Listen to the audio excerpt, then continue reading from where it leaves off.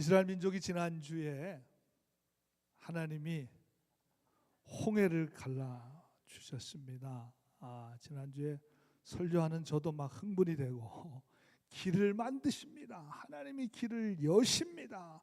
홍해가 갈라지는 그런 엄청난 능력과 역사를 우리 지난주의 말씀을 통해서 우리가 체험하게 되었습니다. 이제 하나님이 함께 하시면, 하나님이 도와주시면, 하나님이 역사하시고 인도하시면 내 형편과 처지와 어떤 내가 상황에 있든지 상관없이 믿음으로 갈 수 있다고 하는 그런 자신감과 담대함이 생기게 되었습니다. 우리도 그런데 여러분, 이 홍해가 갈라지는 그 장면을 자기 눈앞에서 목격한 오늘 이스라엘 백성들은 어떠했겠습니까? 14장 31절에 이렇게 말합니다. 이스라엘 이 여호와께서 애굽 사람들에게 행하신 그 큰 능력, 홍해가 갈라지는 그 엄청난 능력을 보았으므로 백성이 여호와를 경외하며 여호와 그의 종 모세를 믿었더라 그랬는데, 안 믿으면 이상하죠. 안 믿으면 말이 됩니까? 그걸 보고 안 믿는다는 게. 이제 확실한 믿음이 생기게 되었습니다. 이제 하나님만 믿고 바라보고 신뢰하며 살아가겠습니다. 그렇게 고백했어요. 그래서 15장 1절에서부터 21절까지는 그 하나님을 막 찬양합니다. 감사합니다.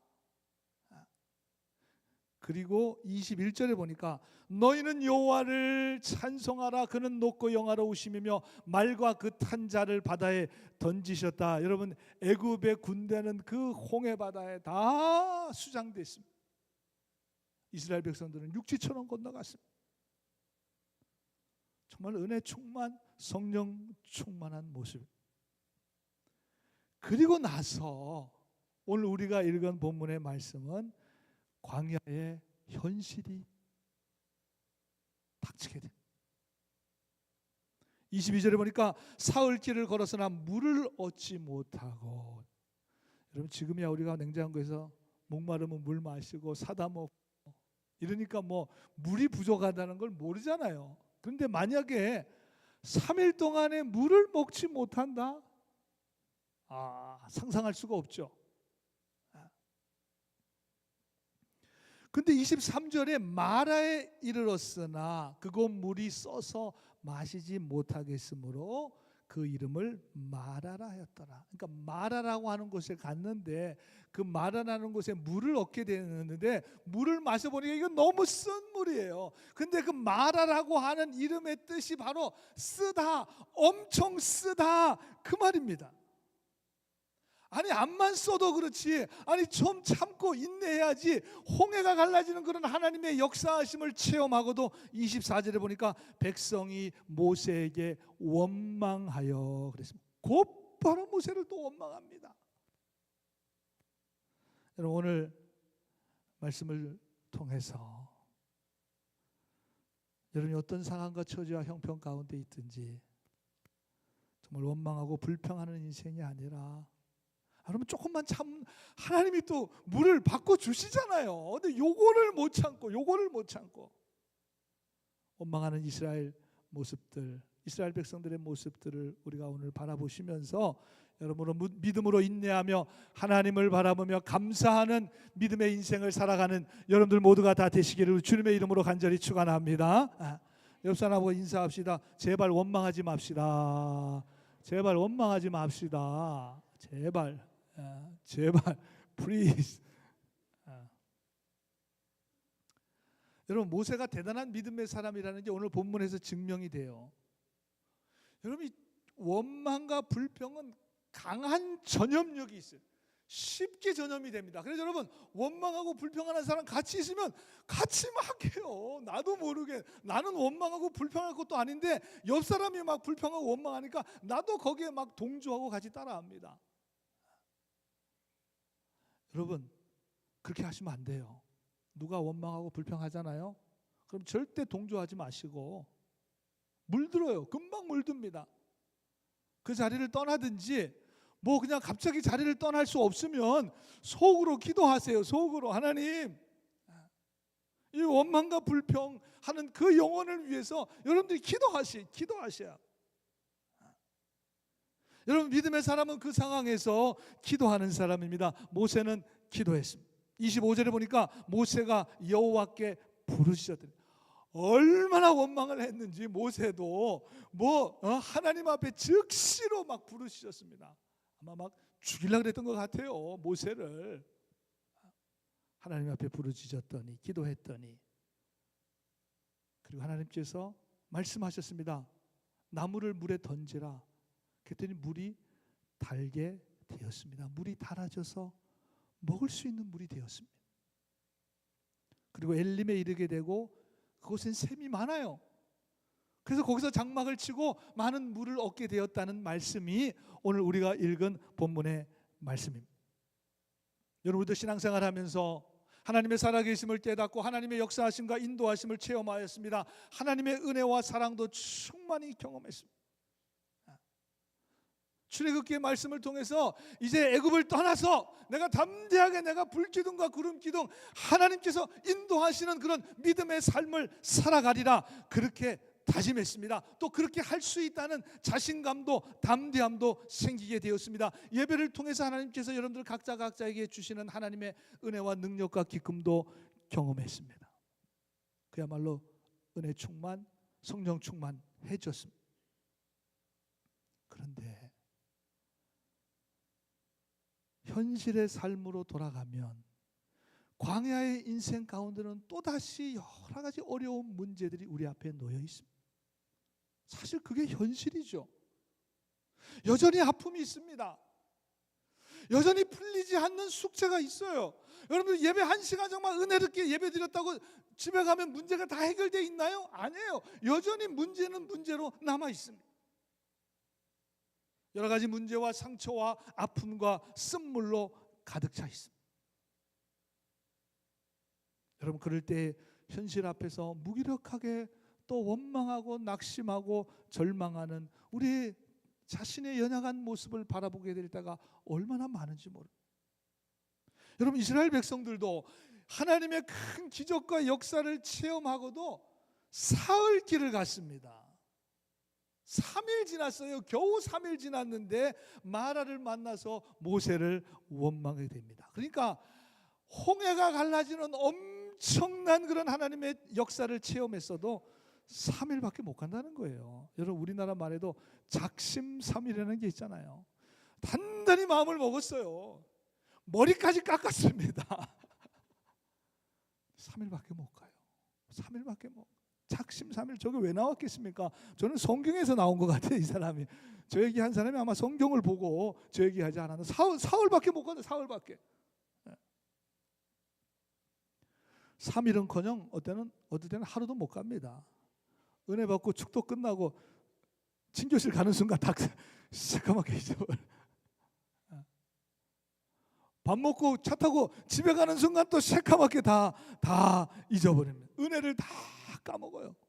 언제 은혜 받았느냐 하는 모습으로, 여전히 똑같은 모습으로 살아갈 때가 얼마나 많은지 모릅니다. 여러분, 이걸 도대체 이 문제를 어떻게 해결해야 합니까? 그래서 아마 주일이 마치고 3일쯤 지나서 수요예배가 있고, 또 수요예배 마치고 한 3일쯤 지나서 토요일 새벽 기도회가 있습니다. 3일마다 이게 좀 채워져야 돼요. 3일마다. 여러분, 가능한 교회 나오셔서 기도하셔야 그나마 우리의 신앙을 잘 유지할 수가 있는 거죠. 여러분, 그만큼 오늘 이 말씀은 뭐냐? 그만큼 우리의 영적 현실이 만만치가 않다는 것입니다. 절대로 호락호락하지 않습니다. 여전히 문제가 있고, 주위를 둘러보면 많은 사람들이 아픔과 상처, 인생의 쓴물을 안고 살아갑니다. 내 안에 상처와 트라우마의 쓴물이 자꾸만 올라와요. 다 해결됐다고, 괜찮다고 생각했는데 또 순간순간 쓴물이 내 안에서 올라오고, 그래서 또다시 원망하고 낙심하고 불평하고 하는, 이것이 바로 오늘 우리의 현실입니다. 여러분 절대로 이 현실을 부정하거나 회피해서는 안 됩니다. 믿음은 제가 늘 말씀드리지만 현실을 부정하는 게 아니에요. 없다고 생각하는 게 아닙니다. 신앙은 절대로 마약이나 진통제가 아니에요. 진통제 맞고 조금 있으면 괜찮고 또 진통제 약 끝나면 또 힘들어지는 그런 거 아닙니다. 어느 목사님께서 교인 주소록을 이렇게 보면서 지금 우리가 이제 스마트폰이 있고 카톡이 있고 그러는 바람에 교회에서 이렇게 인쇄해가지고 이렇게 주소록을 그전에는 참 많이 만들었는데 지금은 잘 하질 않아요. 뭐 정보통신법 같은 것도 있고 뭐 지금은 카톡으로 다 하면 되니까. 근데 그 전에는 주소록이 교회 주소록이 다 있었습니다. 이 목사님이 교회 주소록을 보면서 자기의 마음에 드는 교인을 찾기 시작했습니다. 한참을 뒤져도 자기 마음에 드는 교인이 한 사람도 없더라는 것입니다. 저기 저 애틀란타에 있는 목사님 얘기입니다. 저는 우리 교인들 이름만 봐도 마음에 들어요. 어떻게 이름이 다 예쁜지. 우리 교인들만한 분들 세상에 없죠. 없습니다. 그런데 저 말고 그 목사님이 그렇다 그 말이에요.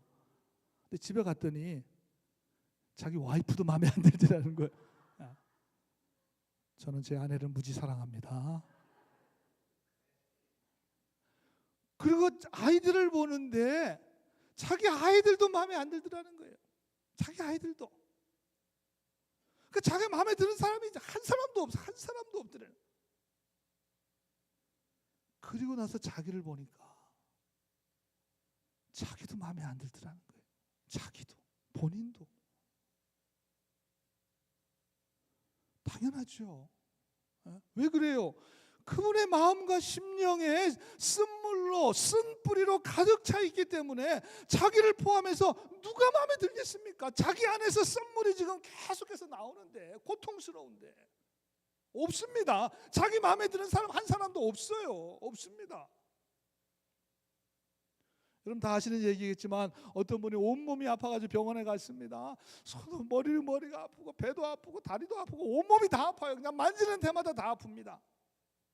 의사가 진찰을 하는데 아무 증상이 없는 거예요. 그래서 의사가 아프다는 곳을 만졌더니 안 아프다는 거예요. 결국 알고 보니까 이분이 손가락이 부러졌어요. 그러니까 만지는 데마다 다 아프죠. 손가락이 부러졌으니 얼마나 아프겠습니까? 온몸이 다 아픈 거죠. 만지는 데마다. 여러분 그래서 심령이 병든 사람은 내 속에서 나오는 이 쓴물, 쓴뿌리 때문에 모든 게 다 힘든 거예요. 모든 게 다. 정말 손 하나 갖다 가기도 힘들어요. 진짜 그렇습니다. 정말 그래요. 영혼이 병들었어요. 왜? 그 안에서 계속 쓴물만 쏟아져 나오니. 만족함이 없고 기쁨이 없고 감사가 없습니다. 평안이 없습니다. 나 자신뿐 아니라 여러분 내 쓴물 때문에 주변에 있는 가족들 그 사람들에게까지 상처와 아픔을 주게 되는 거예요. 결국 내 안에 이 쓴물 마라로 인해서 인생을 원망하고 다른 사람들에게 상처까지 주게 되는 그런 안타까운 인생을 살아갈 수밖에 없어요. 저는 오늘 출애굽 15장의 말씀을 통해서 여러분 마음 가운데 있는 온갖 만화들, 죄와 원망, 분노, 불평, 아픈 상처, 근심, 걱정, 염려, 원수, 저주, 트라우마, 우울증, 우리 인생을 쓰게 만드는 모든 쓴물, 쓴뿌리들이 변하여 생명수로 변화되는 귀한 하나님의 역사가 오늘 말씀을 통해서 일어나게 되기를 주님의 이름으로 간절히 축원합니다. 여러분 이 쓴물을 맛본 이스라엘 백성들이 거의 본능적으로 기다렸다는 듯이 모세를 원망해요. 근데 당연할 것 같아요. 여러분 3일 만에 물 마셨는데 쓴물이랑 못 먹으면 불평이 안 나오겠습니까? 저라도 그러겠어요. 저라도. 24절에 백성이 모세에 대해서 원망했다. 근데 이 원망이라고 하는 히브리 원어의 의미 가운데는 아주 오랫동안 머물다라는 그런 의미가 있다 그래요. 오랫동안 머무려. 그러니까 여러분 이 원망이라는 것이 내 안에 들어오면 이게 쉽게 잘 안 떠난다는 거예요. 너 나가 그런다고 나가지 않는다는 거예요. 오랫동안 머문다는 거예요. 상당히 오랜 동안. 아예 그냥 거기 그냥 영주할 수도 있어요. 영주할 수도 있어요. 여러분, 이게 참 무섭고 끔찍한 거죠. 원망이 내 속에 들어왔다가 이제 그만 나가라. 그럼 나가면 좋겠는데 이게 안 나간다는 거예요. 안 나가고 아주 그냥 자리를 틀고 오랫동안 영원토록 머문다는 것입니다. 그러면서 인생의 쓴물을 막 쏟아내는 거죠. 쏟아내는 겁니다. 여러분, 홍해를 갈라주시는, 바닷길을 여시는 그런 하나님의 놀라운 은혜와 능력은 겨우 3일도 채 안 되는데, 한 주간도 내 안에 머물러 있지 못하는 데 비해서 원망은 오랫동안 계속적으로 내 마음과 심령에 머문다는 것입니다. 그리고 쓴물을 만들어내요. 말로 인해서 내 믿음이, 내 인생이 황폐하게 됩니다. 믿음의 삶을 살지 못하게 해요. 그래서 사도 바울은 고린도전서 10장 10절에 보니까 그들 가운데 어떤 사람들이 원망, 저 사람들이 누구예요? 지금 이 자기 조상들 얘기하는 거예요. 지금 오늘 출애굽기에 있는 이 광야에 자기 이스라엘 백성들, 그 사람들이 원망하다가 멸망시키는 자에게 멸망하였나니 너희는 그들과 같이 원망하지 말아라 그랬습니다. 원망하지 말라는 거예요. 원망이 그저 신세 한탄으로 끝나는 게 아니라는 것입니다. 그렇게 절대로 가볍게 처리해서는 안 된다는 것입니다. 이 원망이 결국은 멸망을 가져온대요. 이게 얼마나 심각하게 다뤄야 됩니까? 원망이 그저 불평하고 신세 한탄하는 것으로 그냥 끝나는 게 아니라 결국 이 원망이 멸망을 가져오게 된다는 것인데, 사도 바울이 아주 정확하게 본 거죠. 본인의 이스라엘 자기 조상들의 역사를 통해서 너무나 명확하게 본 것입니다. 여러분, 원망에 사로잡히게 되면 자괴감에 빠집니다. 자괴감은 스스로를 막 무너뜨리는 거죠. 그런데 여러분, 가만히 보면 원망의 대상은 물론 다른 사람들이에요. 그렇죠? 나에게 상처와 아픔을 준 사람들입니다. 나하고 MBTI가 전혀 맞지 않은 그런 이상한 사람들이에요. 그래서 내가 상처를 받고 아픔을 받습니다. 또 나를 힘들게 하는 고난과 어려움과 어떤 상황들이에요. 근데 중요한 것은 여기서 팩트 체크해야 돼요. 그 원망을 하는 당사자는 바로 자기 자신이라는 거예요. 다른 사람 아니에요. 원망을 하는 사람은 자기 자신이에요. 자기 자신. 그 원망이 결국 자신을 무너뜨리는 멸망으로 가게 되죠. 아마 경험해 보셔서 아실 거예요. 우리가 다 신앙생활 하면서 여기에 사로잡히게 되면 정말 잘못된 길로 갑니다. 원망은 내 안에 장시간 머뭅니다. 우리의 인생을 순식간에 쓴물로 만들어냅니다. 여러분, 이 원망을 우리가 어떻게 해결해야 됩니까?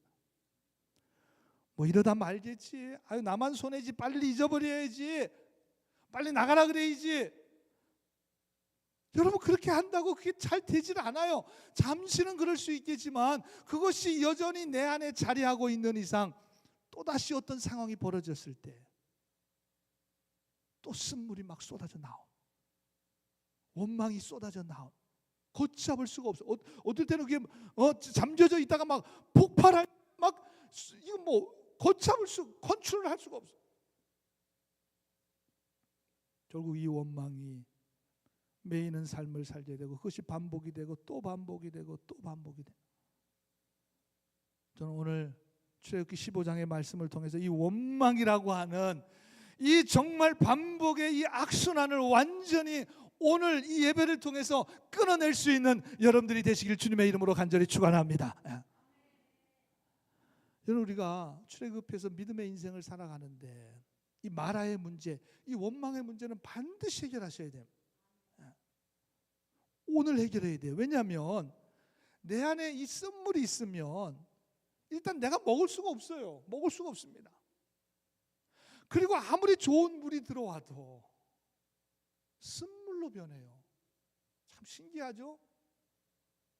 좋은 물이 들어오면 좀 좋은 물로 변하면 좋겠는데 아무리 좋은 물이 들어와도 내 안에 쓴뿌리가 있으면 그게 쓴물로 바뀌어요. 참 이상하죠? 이 쓴물로 바뀌어요. 좋은 물이 들어오는 순간 바로바로 쓴물로 바뀌어버려. 그래서 영적인 성장이 일어나지 않습니다. 여러분 신앙생활 여기 제가 쭉 보니까 그래도 5년, 10년, 20년, 30년 신앙생활 꽤 했잖아요. 여러분 그 어려운 대학도 4년이면 졸업해요. 대학원도 2년, 3년이면 졸업합니다.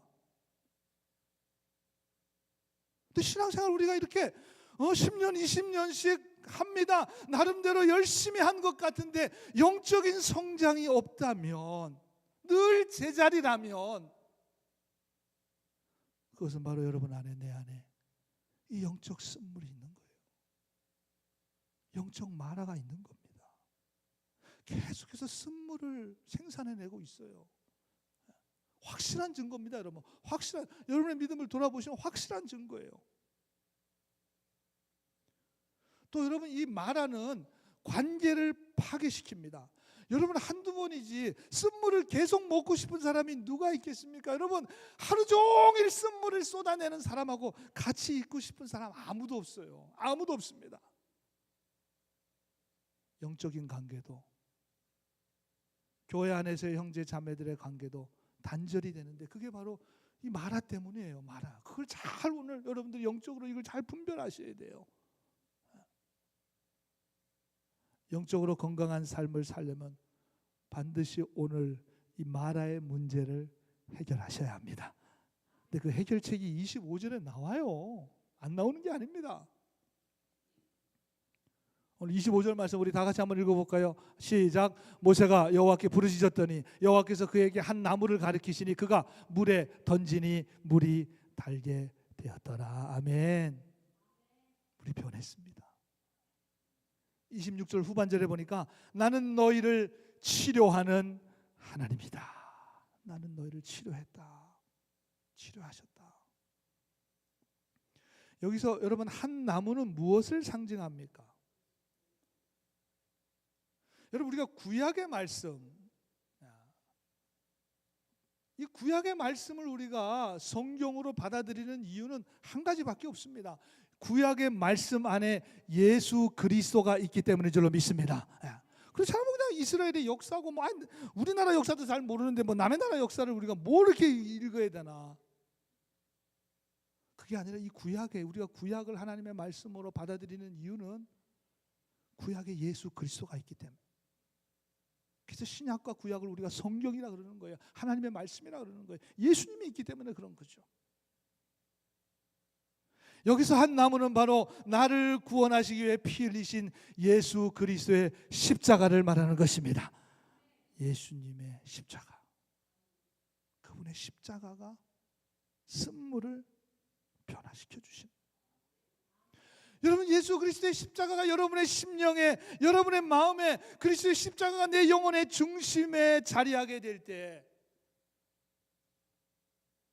여러분 원망으로 가득 찬 내 마음과 심령이 치유함을 얻게 됩니다. 정말 신비하리만큼 바뀌어져요.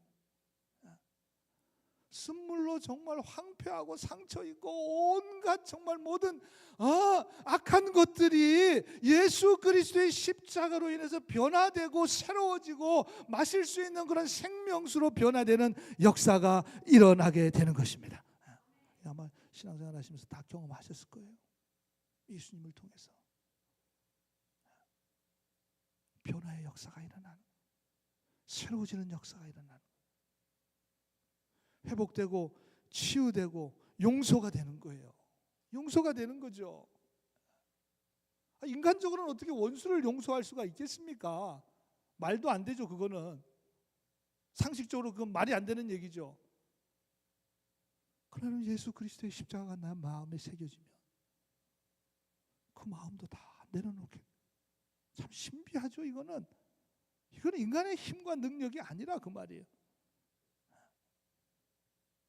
어려운 가운데, 힘든 가운데서도, 이 광야의 인생 가운데서 하나님이 나와 함께 하신다고 하는 분명한 믿음이 있으니까 기쁨과 소망과 은혜가 넘치게 되는 것입니다.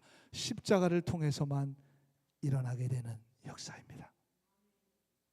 네, 지난주에 말씀드렸죠. 목사님, 하나님만 보입니다. 이 말은 뭐예요? 예수 그리스도의 십자가가 내 마음 중심에 가득 차 있습니다. 내 마음에 가득 차 있습니다.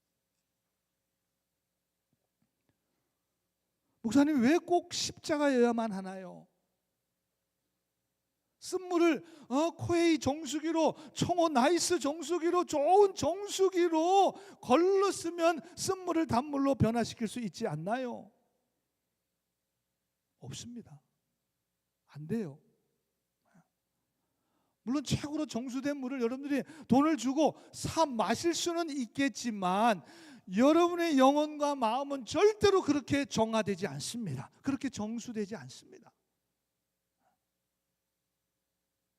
오늘 말씀에서 너무나 명확하게 말씀해 주십니다. 26절에 보니까 나는 너희를 치료하는 여호와다. 그렇게 말씀.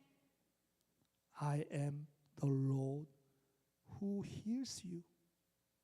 메시지 영어성에 보니까 그냥 I am God your healer.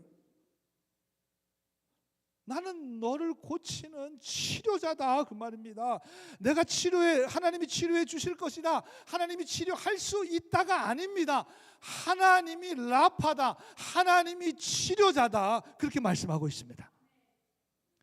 하나님만이 우리 인생의 쓴물을 단물로, 마실 수 있는 물로 바꿔 주실 수 있는 분이시라는 것입니다.